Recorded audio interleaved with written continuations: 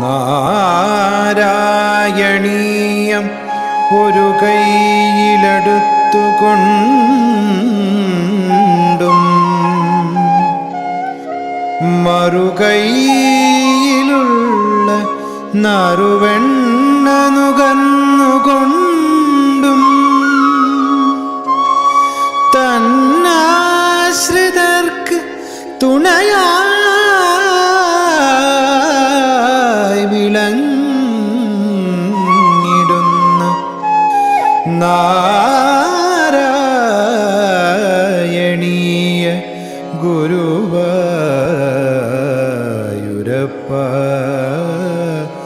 നമോ നമസ്തേ.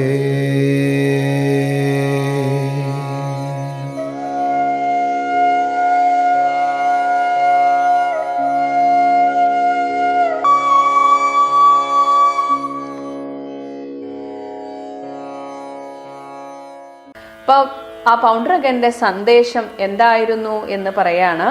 രണ്ടാമത്തെ ശ്ലോകം കേൾക്കുമ്പോൾ തന്നെ എല്ലാവർക്കും ചിരി വരുന്ന ഒരു സന്ദേശമാണത്.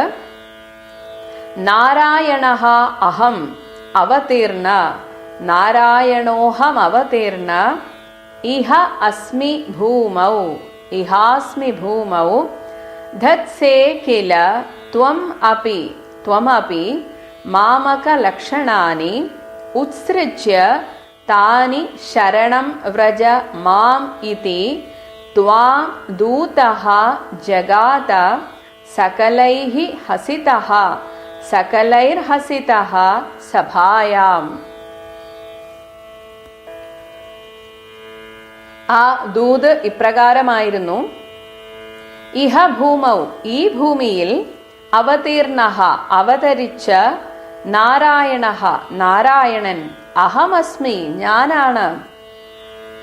എന്നാൽ ഞാൻ കേട്ടു ത്വമപി നീയും ഇപ്പോ കുറച്ചു നാളായിട്ട് മാമക ലക്ഷണാനി എന്റെ അതേ ലക്ഷണങ്ങളോടെ ധത്സേ കില അത് ധരിച്ചുകൊണ്ട് നീയാണ് വാസുദേവൻ എന്നും പറഞ്ഞു നടക്കുന്നതായിട്ട് ഞാൻ അറിഞ്ഞു.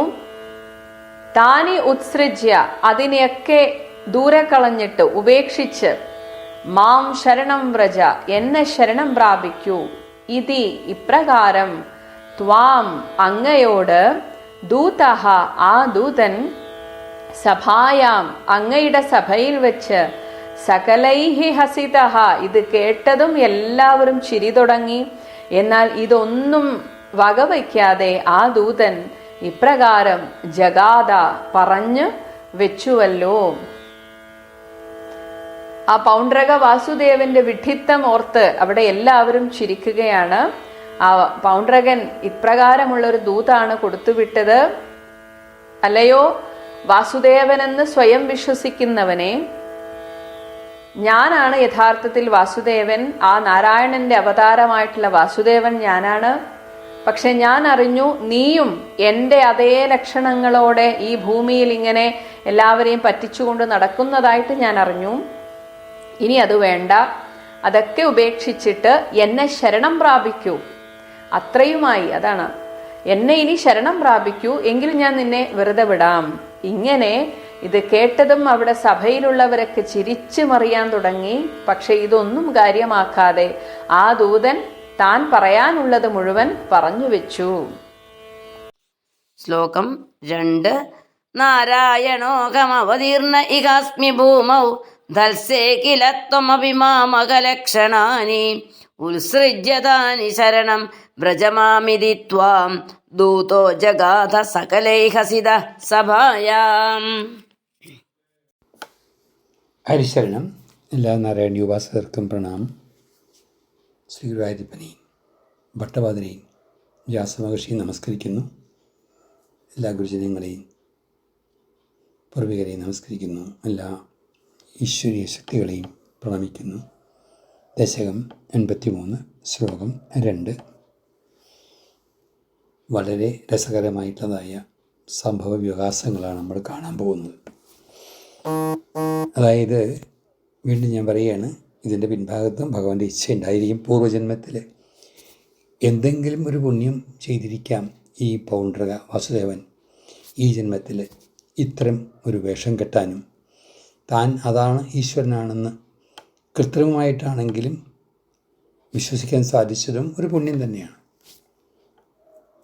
പറയാറുണ്ട് പൂന്താനം, സ്വപ്നത്തിലായാലും പരിഹാസം കൊണ്ടായാലും നാമം ജപിക്കുന്നത് നല്ലതാണ് എന്ന് പറയുന്ന പോലെ ഏതെങ്കിലും തരത്തിൽ ഭഗവാനെ സ്മരിക്കാൻ സാധിച്ചാൽ പോലും അതൊരു ഭാഗ്യമാണ്, പുണ്യമാണ്, അനുഗ്രഹമാണ്.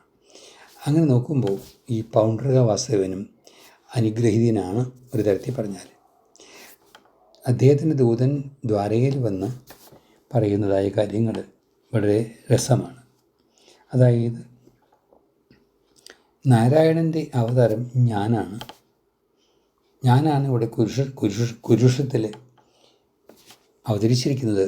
നാരായണൻ്റെ അംശാവതാരമായിട്ടോ പൂർണ്ണാവതാരമായിട്ടോ എന്താ വെച്ചാൽ അങ്ങനെ ഞാൻ അറിഞ്ഞു എൻ്റേതായിട്ടുള്ളതായ അടയാളങ്ങളൊക്കെ ശംഖ ചക്ര കഥാപത്മങ്ങളും കൗസ്തുഭം ശ്രീവത്സം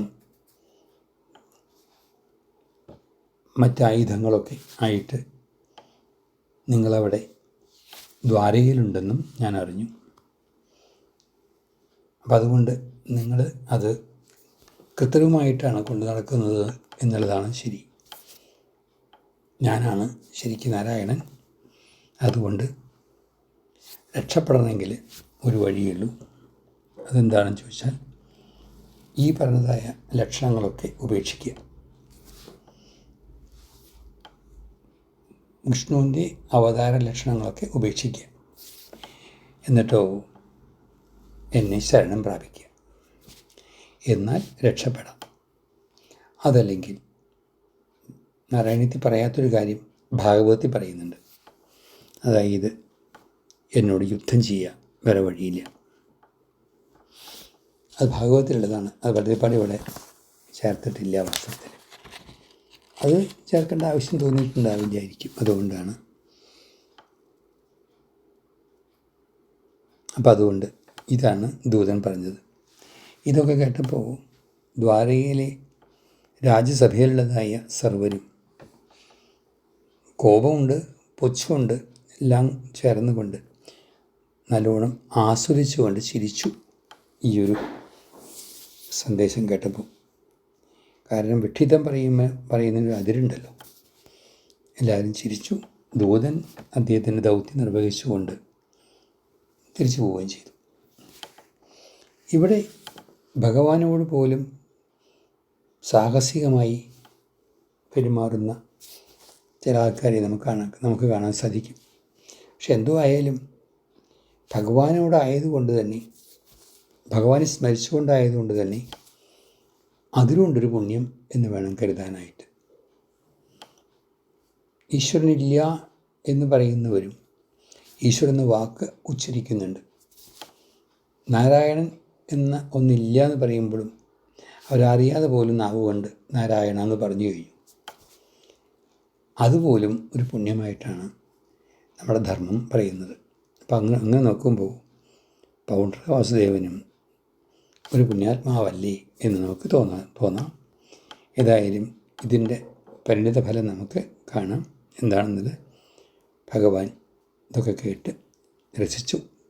തൻ്റെയൊക്കെ വേഷം കെട്ടിക്കൊണ്ടൊരാളുണ്ടല്ലോ, അദ്ദേഹത്തിന് കാണണം പോയിട്ട് പിന്നെ യുദ്ധത്തിന് ആഹ്വാനം ചെയ്തിട്ടുണ്ട് എന്ന് വിചാരിച്ചുകൊണ്ടാണ് ഭഗവാൻ അടുത്ത പ്രവൃത്തിയിലേക്ക് പ്രവേശിക്കാൻ പോകുന്നത്.